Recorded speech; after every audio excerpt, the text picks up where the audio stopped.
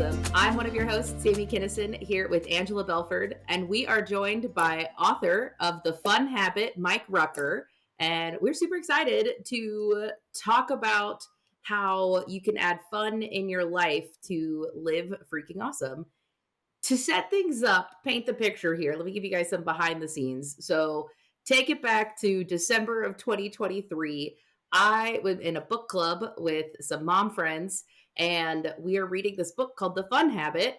And I'm talking to my mom about it, and I'm like, Mom, this is such a cool book. You got to read it. Like this point, look at this thing, think of this thing. And she was like, wait a minute, this all sounds familiar. Who wrote that? And I was like, Mike Rucker. And she was like, oh yeah, I've had beers with him. He's a super great guy. Like, yeah, we should just have him on the podcast. And I was like, what the heck, Mom? Like, I'm over here just like reading this book and like, just whatever. And you're like, oh, I know a celebrity. Like, it's sort of what it felt like. Oh, whatever. We've had beers together. Moving on.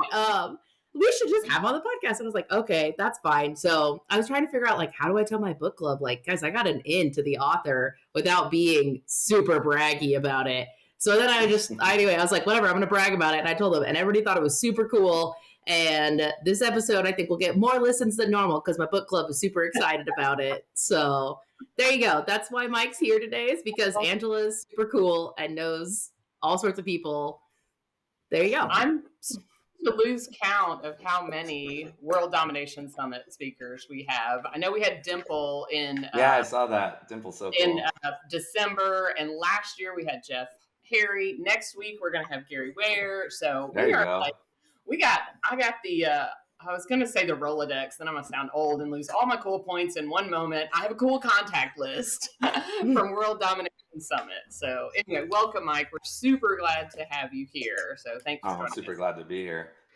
Real quick, for those of us like lame people who don't get to go to cool conferences, can you guys tell us what WDS is? I know just because I've heard about it, but if anybody listening is like, you guys, know, it's such a shame too because it's over. I want to start back in 2012, but pre-2013, I used to say, I'm just plotting world domination, no big deal. It was my joke. I mean, I think I stole it from a cartoon or whatever. But anyway, then I was somewhere doing something, and all of a sudden I had gotten my master's degree online, and one of my professors somehow got, like, somebody posted about one of my professors, and they'd gone to this awesome talk, and I'm like, oh my gosh, I know this person. And so I start like literally just Facebook stalking her, and she had just gotten back from World Domination Summit 2013. And I was like, this sounds like my people. It is a community that is built by, or it was a conference put together by Chris Guillebeau, and he believes the world needs more service, more adventure, and more, what's the third one? Shoot, I forget. Yeah. Two. Anyway, and community, I think. Anyway, yeah, that's right. It is. And so he put together this conference in Portland. And so if you've been on the podcast, you've probably heard me listened to it. You've heard me talk about, we go to Portland. He did it for 10 years, and I got to go to 3 of them. And really, it's like finding my people, like-minded, that lots of fun. What's super weird about World Domination Summit is I can turn into an introvert. And so I've made like 10 friends at each WDS. Barry, my husband, who is at home an introvert, turns into this crazy extrovert. And he like meets every Canadian at the conference. He like, one night we were at the closing party, and these guys come over to me and they're like, hey, can Barry go with us to this bar afterwards? And I'm like, why are you asking me? Well, he was afraid to leave you. And I'm like, I don't know how to use a metro. I'm good. Let you go, because I will just get exhausted. And I leave that place going, is this how normal people feel around me a lot? Anyway, so it's overwhelming because there's so many people that are like me.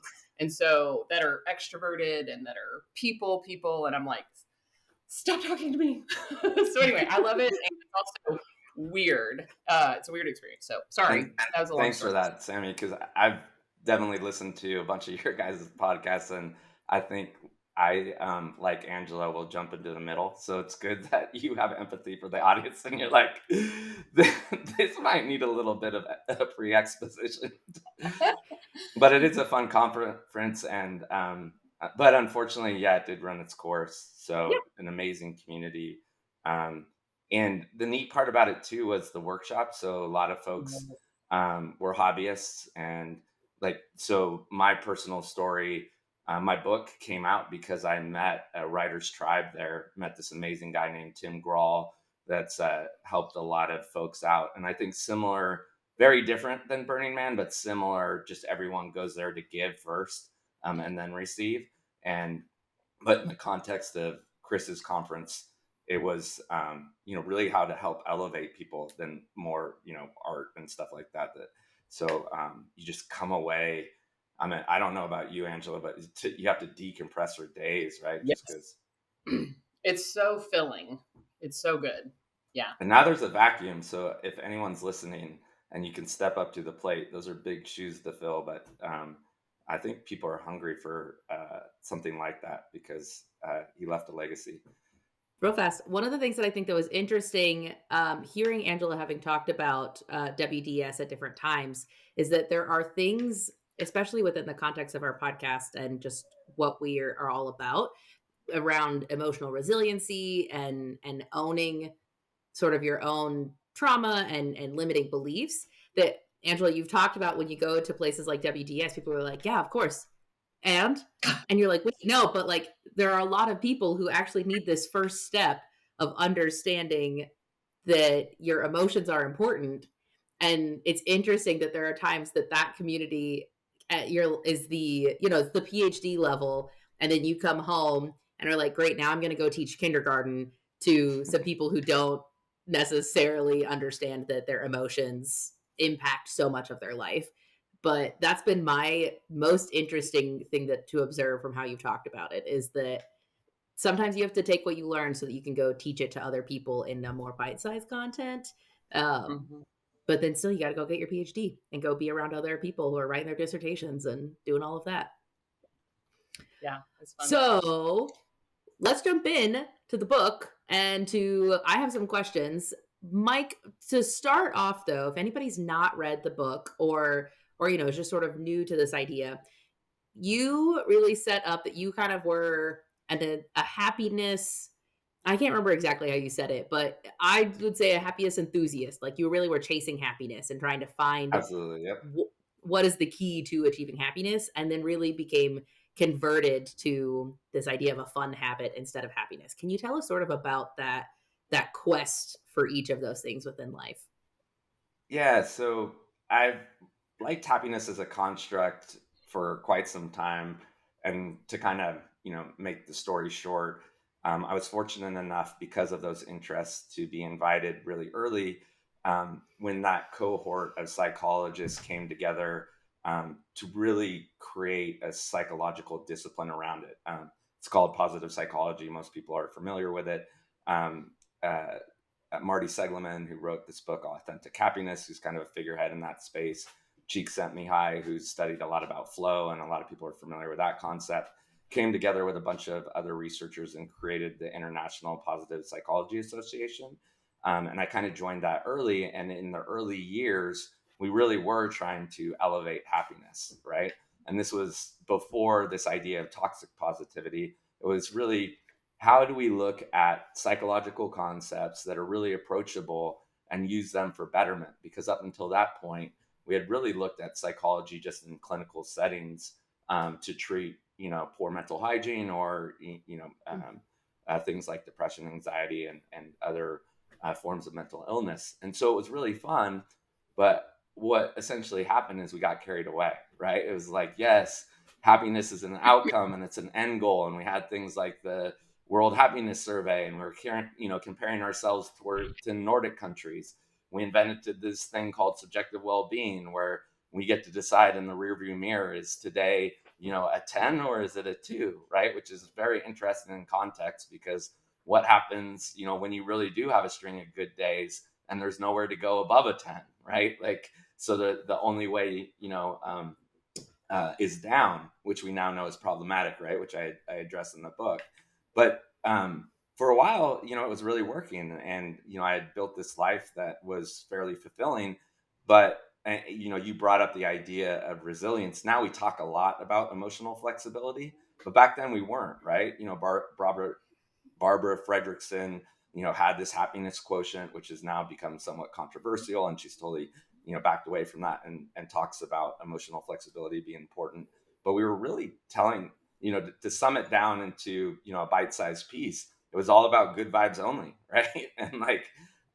And so I had kind of fallen for that. And then in 2016, 17, I had a bunch of things, like all of us do, that just weren't that fun. I lost my younger brother quite suddenly to a pulmonary embolism. So it was out of the blue and kind of shook my foundation about, this idea of mortality. And then up until that point, I had kind of low level anxiety, but had always been able to mitigate it really well through running and exercise, and found out that I had likely had an injury that had gone undiagnosed. So I had torn my labrum and it was beyond repair. So I needed to get a hip replacement at a fairly young age. And so essentially identifying as a runner, is a very big piece of my identity.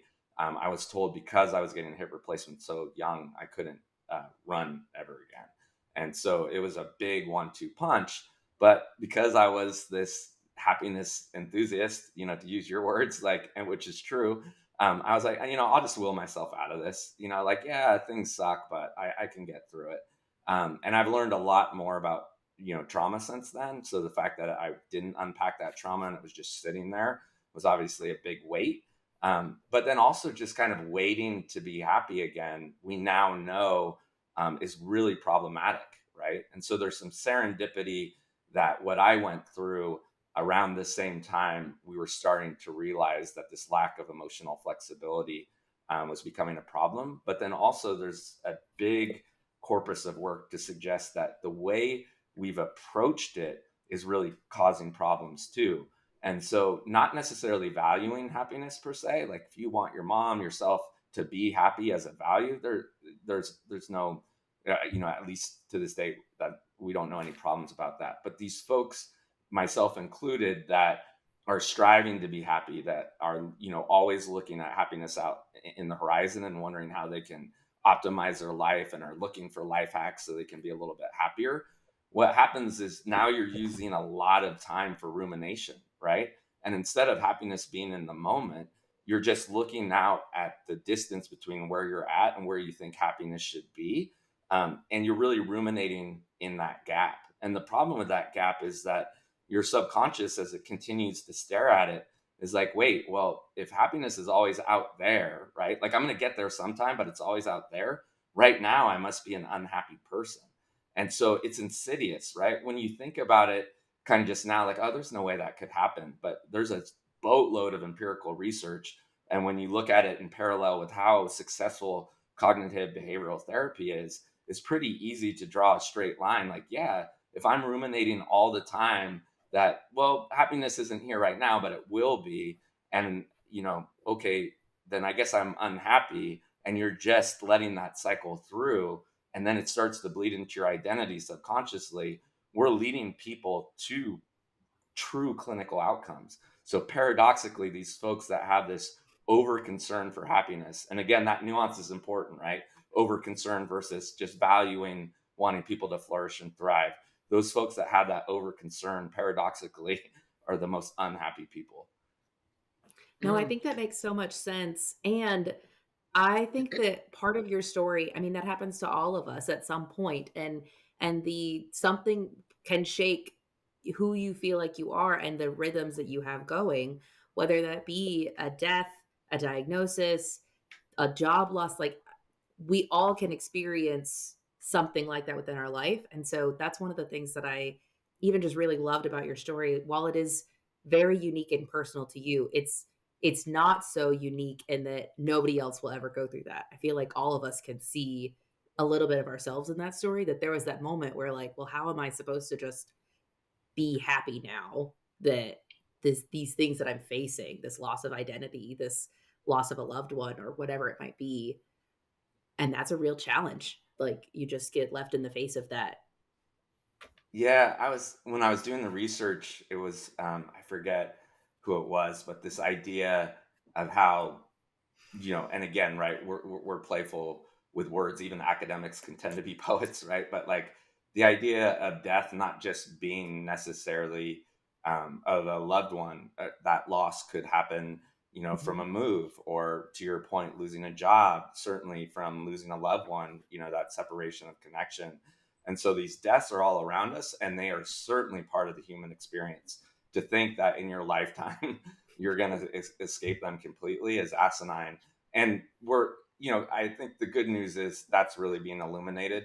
Even these very staunch folks that have really looked at happiness in earnest are all now understanding the importance of making sure we're making people emotionally flexible. But until you're kind of woken up to that, if you're not given the tools beforehand, you can really get knocked on your butt. And so, that's one of the things I hope the book helps, is if someone gets it early, right, they can understand that, yes, we can bias ourselves towards things that we enjoy, but also knowing, the ability to navigate some of that, and then also give yourself grace if you need that period, and knowing you can do it intermittently, despite your emotions. Like affect, right? For folks that aren't familiar with that, affect is really these physiological feelings that we have that are universal to all of us, right? If our heart rate goes up, because of whatever excitement or anxiety, that's something that we all have.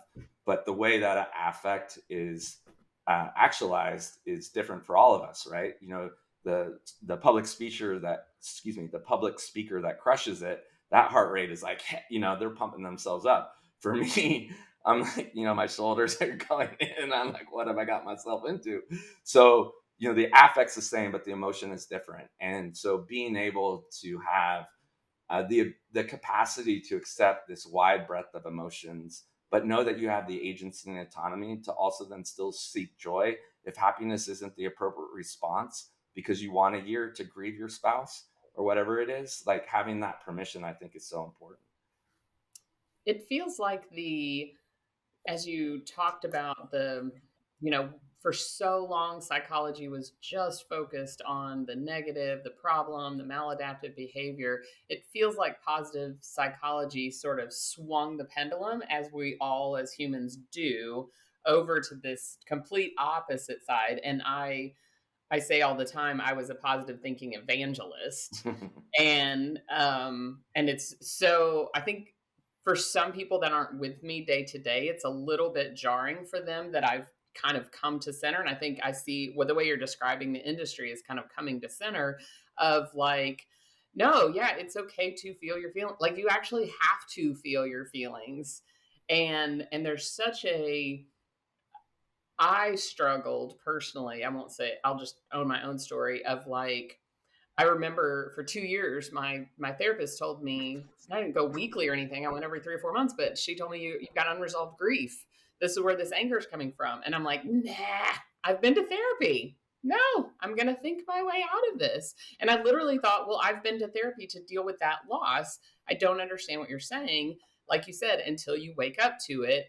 And then it was like, yeah, but there's still all those sensations in my body that I push down.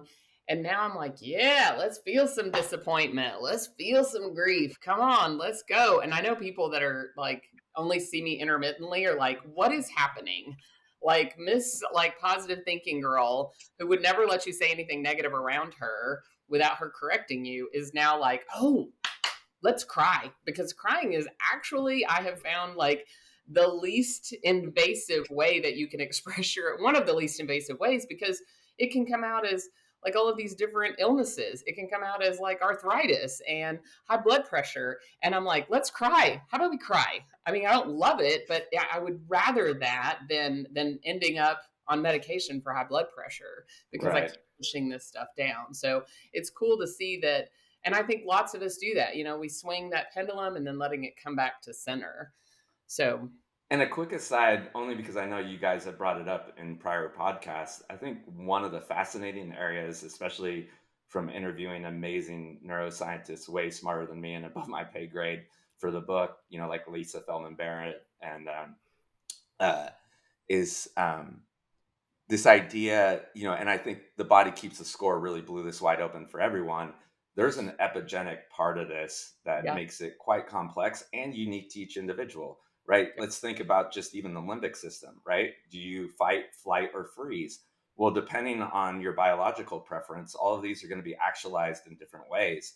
And so, why that's important and why I bring it up is I think we also learned that with positive psychology, right? Like, so in the book, I bring up the fact that, there was this good initial piece of research, meant for academia about gratitude, right? And then somehow, similar to how we're supposed to, have Freakonomics poked holes in the 8 glasses of water a day, right? We're all supposed to be grateful for 3 things a day. And then, Sonia Lubomirsky out of Riverside was like, wow, that prescription to some people is actually extremely harmful. It's a component of toxic positivity, right? Like gratefulness is an amazing tool and it generally does apply to most people, but telling someone who might be clinically depressed they have to go and be grateful for 3 things a day is again putting you back into that rumination of like, because that's not the space you're in. And so knowing that all of these things are tools in the toolbox and you get to figure out which ones are helpful, I think is an important message, again, that luckily we are now, bringing to the forefront, but wasn't before, especially when things are new, right? And you're a zealot of something, you almost have to go all in at first. It's almost part of these growing pains, because if you don't believe it, right, you're not gonna, then how can you sell it? But Yeah. ultimately, unfortunately, we did find out there was some sharp edges to some of this stuff. I think I that mean, also one thing within our culture that we don't leave a lot of space for is the permission to change. I think just broadly, I think that there are people who are fine with change, but even like we saw in the pandemic, this resistance to like research is like we learned something new, now here's the new course of action. And people are like, well, this just feels like you are making stuff up. And it's like, well, yes, we're all learning at every stage and we're all going to continue learning. So I think even within this, as positive psychology has developed, we did the best that we could with what we knew at the moment. We've now learned more, and where like older generations didn't raise kids to be emotionally resilient because that's not what they knew. It's not how we knew the brain worked. We now know better, and we can give ourselves permission to change and to accept that we weren't doing something wrong in the sense that like, oh, I should beat myself up about it. It's like, oh wow, I've learned something new. I can continue to change and adjust each day, which I want to transition into. So then tell us about how, like, sort of your hypothesis is the wrong word, but even just sort of the point of the book that making a habit of fun is different. How does that look like in our lives? Yeah, and I think that is a good segue, right? So I one of the things is that as adults, we really do rely a lot on heuristics and sort of habitual behavior, because we need to, right? Especially in this world where there's so much more information than our parents had and their parents had, right? So the complexities of how we go through life really require us to kind of get into a routine, but that's at the expense of creativity and the ability to change. So at the crux of the book is really this wake up call that we have a lot more agency and autonomy to recreate our schedules in a way that is pleasurable. And so what's happened is, over many a decades, we've been so taught to look at our schedules through the lens of productivity. And, for again, the complexity of this is for, whoever you are, it's going to be for different reasons, right? Some people were raised with a Puritan work ethic. For some folks, they're addicted to technology. So the idea that, not getting back to someone at Saturday on 11 p.m. just doesn't, that gives them anxiety. So they have to sort of make that choice, and they don't have clear transition rituals or, safety zones where they can engage in leisure. And so it really is just this act of mindfulness with this added component that we were meant to enjoy some of the things that we're doing, and so many of us aren't, right? And so we know the consequences of that, right? We're seeing record levels of burnout across all vocations. That was happening before the pandemic, and then the pandemic got blamed for it, but yet those numbers are still continuing to look just horrible after the pandemic. So, unfortunately, that was a bit of a red herring. But all it takes is sort of this wake up call, like, hey, you know what? Like, look at the way you've habituated your time. And if you can't find at least 2 or 3 hours within your 168, hours in a week that you can say, yeah, I took ownership of that time and I really enjoyed what I was doing, then it needs a course correction. So none of this is like, you know, spectacular, right? But it really is just so many folks are finding themselves fun starved and don't really know why. And then just a simple mindset shift, a book like The Fun Habit that's like, hey, it's okay to just kind of readjust some of this stuff or look at the way you're doing things critically, depending on where you see those problem areas. As you know, in the book, I have this play model, right? So for some folks, it's going to be that they're just doing things that they've never questioned. Like, there's probably a better way to do that. For others, they're in a state of discomfort or frustration or boredom. And so they're just making poor choices. They think that they're kind of enjoying themselves, but when they look at their time critically, let's say, too much social media use, it's like, oh no, I'm just kind of escaping the fact that I just don't really like how life is right now. Instead of like realizing, why don't you take a course or why don't you make a date with your best friend so you can engage in that, the elixir of pro-social behavior. And so just those simple nudges, right, to get back in an upward spiral instead of a downward spiral is really the crux of the book. I think for me, one of the concepts that has really stood out or that I've really latched onto is that we wait for some type of big moment and that we don't always make a habit of having fun along the way, but it's just the big thing. And that something big will happen to me and then my life will change. And not that, like you're talking about, that ownership of all of the hours you have in the week. And I think it can be hard when you're not even aware of how, like, you're just like, wow, it's just the drudgery of the on the hamster wheel of life, and you don't really think about making that change. Angela, I think we've talked before just about the, like, idea of bringing awareness to things and how we grow through that. um it's just interesting to think about, we I, instead of waiting for a big moment, how do you go about that day by day? well, I have a situation. So when I started this podcast, I did it as the result of a challenge John Acuff did. He did a 90-day challenge, and you had to choose one of these 20 activities that you could commit to every day. And they were small things like, walk a mile a day or spend 15 minutes outside or brush your teeth 3 times instead of 2 times. It was just something to teach your brain that you could set a new habit. And one of the ones I chose was to spend an hour every day building your platform. So for me, I was like, okay, let me get my email list going. Oh, I think I'm going to do a podcast. And then that resulted in now over 100 episodes. But on that list, one of the options that we could have chosen, we chose 3 that first 90 days. One of them was have fun for 15 minutes every day. And I was like, nope, I'm not going to do it. And it What was was the so aversion? I'm curious. shocking to me. I know. And I was like, oh, that's interesting. What is that about? It felt like so much pressure to me. But what I loved about your book was that when you talked about the 4 quadrants of fun, it almost gave my brain, instead of like, how there's the research study that says if you put a fence up around a playground, kids will play to the edges. But if you take the fence down, then they play closer to to the building.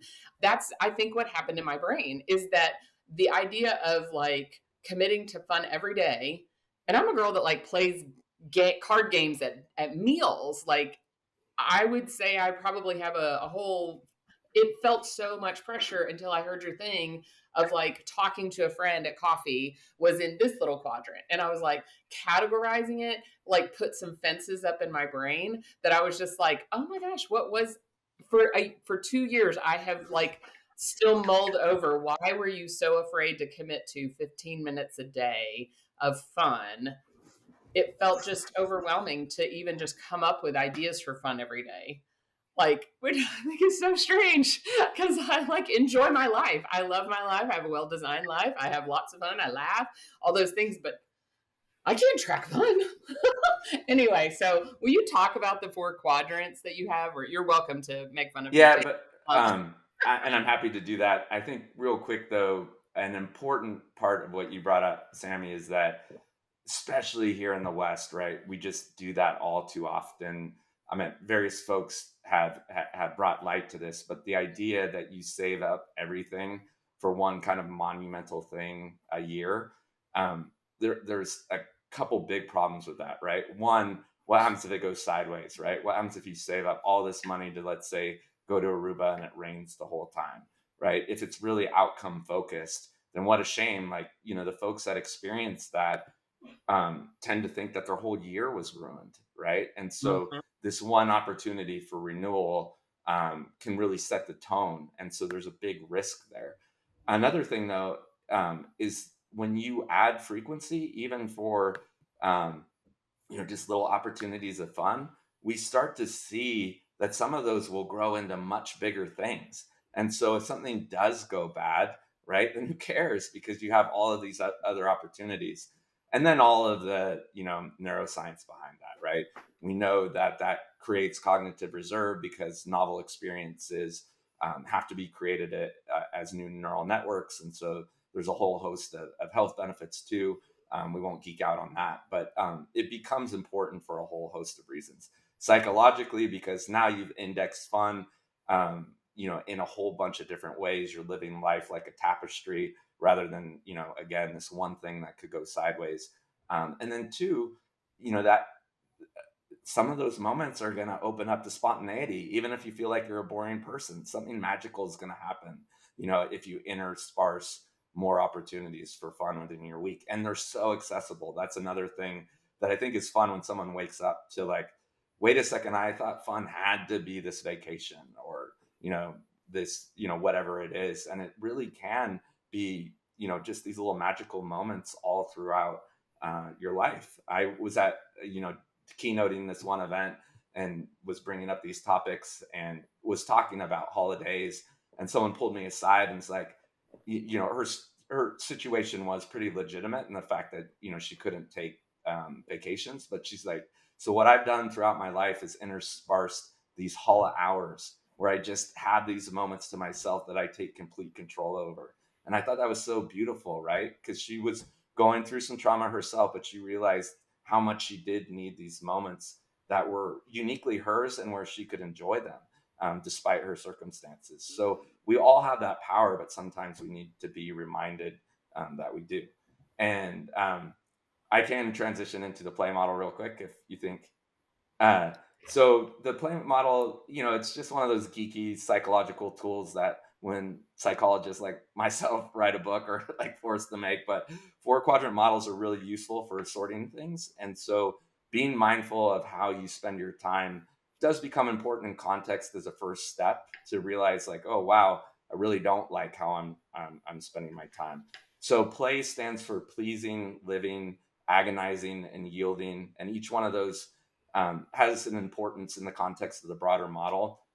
Pleasing are just the things that we can do all the time, right? But oftentimes we find when we look at our schedule critically, we're not. So coffee dates with friends, spending time with our pets or our children in a way that's enjoyable to us rather than the sense of duty, like, oh, I got to get home and let out the dog, like, is that why you got a dog? Like, really, to like, feel like it was a burden. And so sometimes subtle mind shifts can, remind you, like, no, these are sources of joy. If you're an introvert, that could be, making sure during your work day that you're actually taking your lunch break and using that as an opportunity to, like, read a book or do something that you want to do, taking a walk out in nature. So just making better choices. Living is really a nod to, if you aren't doing anything that kind of stretches you, then you're really missing out on opportunities for one, learning, right, which is important to, feeling like you're growing. And then for folks that are interested in transcendence, really getting towards a path where something's going to open up and lead to bigger insights. And so if you're looking at, maybe a month's worth of time and you're like, wow, I didn't do anything that really filled me up, where I felt excited about it, it's kind of a nod, like, well, maybe you should at least get one thing in this quadrant, whatever it is. And then the other two are things that you don't enjoy. So agonizing are things that are hard to do and really don't bring us much joy. And as I make clear in the book, you can't organize. Most of us aren't going to be able to create a life where we don't have agonizing activities. But a lot of folks, once they identify them, like, oh, I just hate doing this, when they look at them critically, can change their circumstance in some way. If you come from a place of privilege, sometimes you could outsource that type of stuff, right? If you don't, maybe there are ways to go about that particular activity that is more enjoyable, or using, a simple strategy. Like in the book, I talk about bundling activities, right? Maybe it's a really mundane activity that you hate doing, but you have to do it.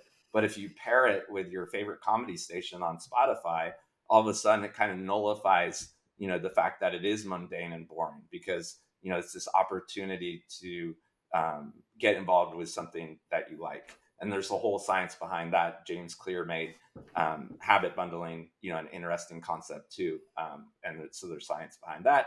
And then the lowest hanging fruit is yielding, right? And so I think this has been kind of talked ad nauseum, and most people are familiar with it now. So much so that every person's smartphone will tell you how much time you're wasting on various apps. But I don't villainize just social media. I think for some of us, it could be, do I really need to spend 10 hours in Gmail or Slack? Like, what am I doing in here? Are these, is this habitual behavior that's moving me forward? Or have I just, am I using these things as a way to displace time because I'm bored? And if I organize my time in a way where I could add more pleasurable aspects, move some of these activities into the pleasing and living quadrant, I might be a little bit better off. And so the science behind this is that, as trite as all of this sounds, once you're able to do it, and so anyone that's a geek like me that wants the true science, just Google the hedonic flexibility principle. The folks that are able to do this, and we're talking about busy folks too, that create transition rituals, right? So they really protect their leisure time, or they find ways to improve their circumstance. Again, bringing those agonizing and yielding activities, up the model. These folks not only are having a lot more fun, but they're a lot more productive too. And so ironically, they're producing more in a short amount of time, and then they're saving time for more joyful activities and being able to connect with one another, which, loneliness is probably a whole nother podcast, but the ability to have a prophylactic against that is becoming extremely important too. One of my favorite ones that you outsourced, and I thought this was very creative, was the bath time that you and your wife, neither one liked it. And so you hired a sitter a couple of nights a week, and you're like, oh, we're going to go on a date night and she's going to take care of bath time. And I know there's some privilege, but it was a pretty small thing to be able to do that. I remember when my kids were little, less as cool, but we would trade babysitting. And so we had one day a week where I would keep, a couple of kids, and then would switch with my mom friend, and she would keep a couple of kids so we could run errands. And the crazy thing is both of our lives got tremendously better, because when your kids have friends to play with, it's so much easier to hang out with them, right? Because then they're playing. And so it became exponentially better, not just that I could do some errands faster and all of that, and had a break. Also, kids loved it. So no, and it plays right into why we call it the fun habit, right? Yeah. Once you start to create something like that has essentially changed your circumstance. So taking away, one, the sense of duty, but then two, allowed you to move into something that you enjoy more, and created that habit because you guys set that schedule. Like, now you're off to the races, right? Because again, in the book, it's not about changing your whole 168 hours, right, into this whimsical life where you're escaping everything. It's about recalibrating and finding that balance. And I love that example because, again, most of these things don't require privilege, and they're going to be unique to you, right? Like, I was kind of groomed to be ready for criticism. So I remember one of the reviews is like, I hate this guy because like, bathing your child is such an intimate act, and like the fact that he doesn't want to do this already made. I'm like, that's fine. That just wasn't fun for me. If it's fun for you, like, to keep that's in your pleasing or living quadrant, and like, so don't change it for you. It's just something that was applicable to my wife and I, mainly because, again, they just didn't, they didn't want to get in and they didn't want to get out. It just turned into a thing. And then, as I indicate in the book, the fact that now that we were alleviated from that, when we were with our kids, we were even better parents because, we didn't have that point of contention. So again, I love to, continually reiterate, it's about how do we create these upward spirals, because we tend to not, when when it comes to how we're feeling, it really tends to always be moving in a direction. Homeostasis with regards to emotional states is fairly rare, right? Unless you're not neurotypical. But so, figuring out a way to kind of bias your shit towards the things that you enjoy in that context becomes important. I think that also just kids in general for me has been a really interesting and unexpected way that I've incorporated more fun into my life. And so I have a 5-year-old and a almost 2-year-old, which Nice. just like in the trenches of toddlerhood, and there are a lot of times that are not fun. And that's my season to live in right now. And I think also that part of it where I accept like this isn't forever that I'm gonna have to argue with somebody about the color of their plate that their food comes on.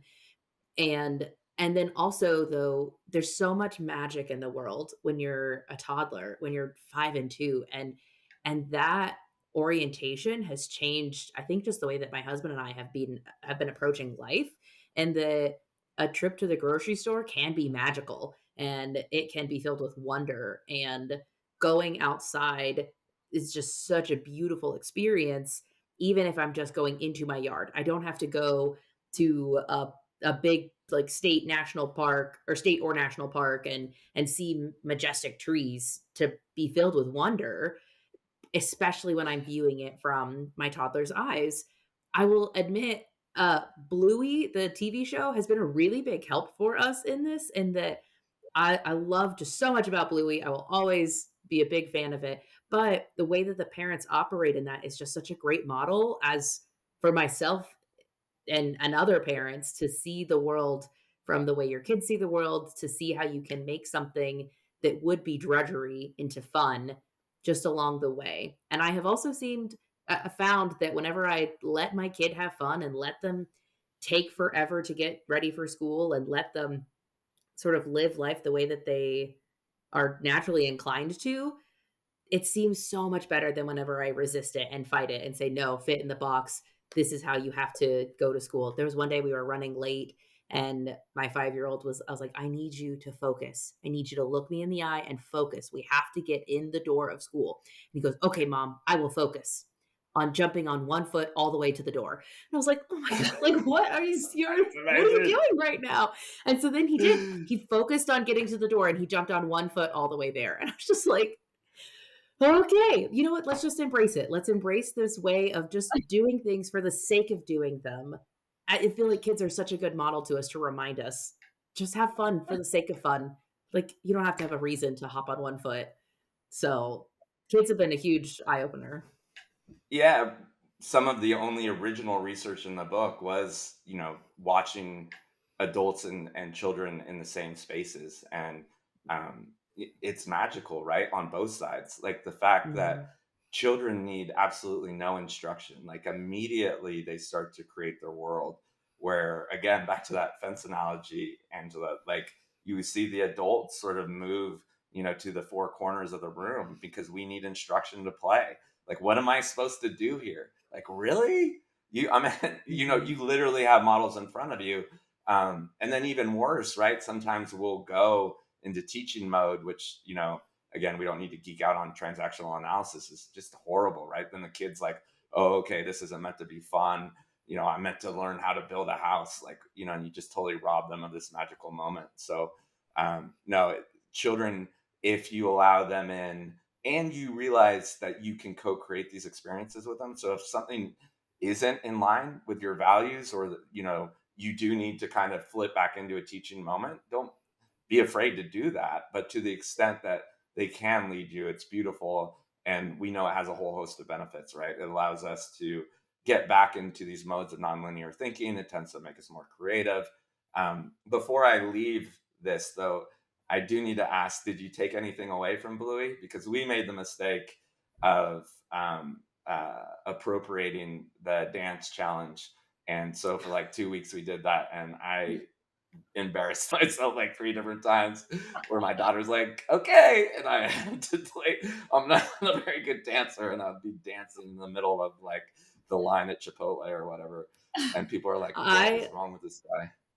I love that so much. Love We have taken away so much from Bluey, but my son has not asked us to do that yet. So I'll wait for him to prompt the idea before I suggest it to him. But there's so much from Bluey that we appropriate, including now my son.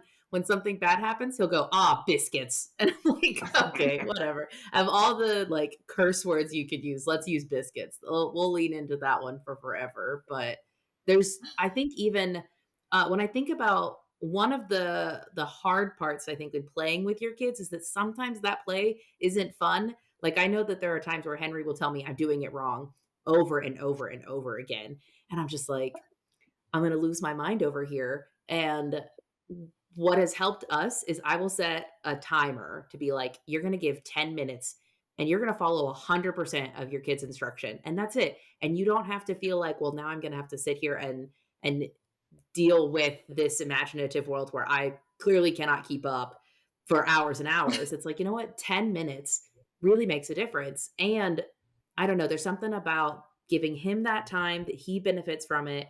For me, it's liberating to say you only, whether it's good or bad, you only have 10 minutes. So be here in this moment for 10 minutes. If it's bad, it's only 10 minutes. And if it's good, really cherish this 10 minutes. And then sometimes it will go longer. But I think that just as a tip, if people are like, golly, the idea of having fun with my kids feels not fun or playing with them doesn't feel fun. What happens if you just give it 10 minutes? What happens if you just give it that teeny little bit of time and see the world from their point of view? The episode that I love, one of the episodes I love most is Born Yesterday, where Bandit just the dad of it, he says, I was born yesterday. You have to explain the whole world to me. And he then just becomes like fascinated with leaves and with food and with all of these things. And I think that about that, just like if I can pretend that I've never had this situation before with my kids, what would I take from it? Like if I just pretend like I don't know anything, and then kids find it kind of hilarious that you don't know how to tie your shoes or open doors, and then also it's magical to have them teach you and all the things. So those are just a few tips if people are nervous about playing with your kids. You don't have to do it forever. And like the added bonus there too, especially for parents that don't feel like they're connecting, is when you get into that mode, the amount of disclosure, because they're not now seeing you as an authority figure, is also magical. So to your point, one, like, wow, okay, that's how you're piecing together reality and making meaning, right? So there's some insight there. But then they also, there's a chance that they see you as an equal. And so they'll disclose things that they wouldn't tell their parents. And so I feel like that's kind of a tangential benefit of, getting in that mode as well. I love that.